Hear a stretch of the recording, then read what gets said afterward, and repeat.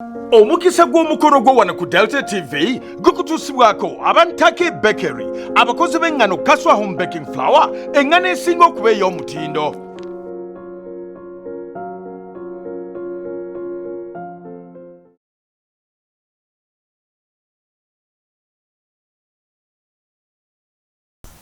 Andabeera mpuliriza ku Delta TV ndi Reverend Festo Kalungi mu kanyomero kaffe kano Omukisa Gwomukono gwo. Ekyawandiikibwa kyaffe leero kiva mu ngero za Sulumani sura 14 n'olunyolo lwa 23. Gwagamba bwe wati: omulimu gwonna guliko kye gugasa, naye okubuyabuya kw'emimwa kwavuwaza bwavuwaza. Bayibuli egambye nti omulimu gwonna guliko kye gugasa. Saagala muganda wange otegeere nti olina omulimu otandika okunyoma. Tonyoma mulimu. Bayibuli egambye buli mulimu gwonna guliko kye gugasa. Naye obubuyabuya bw'emimwa bwavuwaza bwavuwaza. Mulimu abantu abatayagala kukola nga banyumirwa kwogera. Obubuyabuya bw'emimwa. N'akutunenaga ogwo omulimu siyinza gukola, guno siyinza gukola, guno gufaanana bwe gutwega nga ali awo kubuyabuya.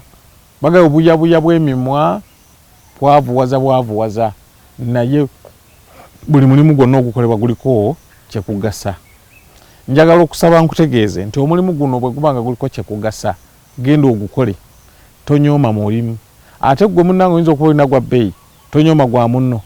Lema kulowooza nti ogwa munno muzibu oba mubi, ogugwo gwe gusinga obulungi. Katonda afoona muzibu nnyo. Ye addira abantu munnange, ayinza okwesanga olimu gwa mulimu mubi ku gugwo, naye Katonda n'amusitula. Teri mulimu gutagasa.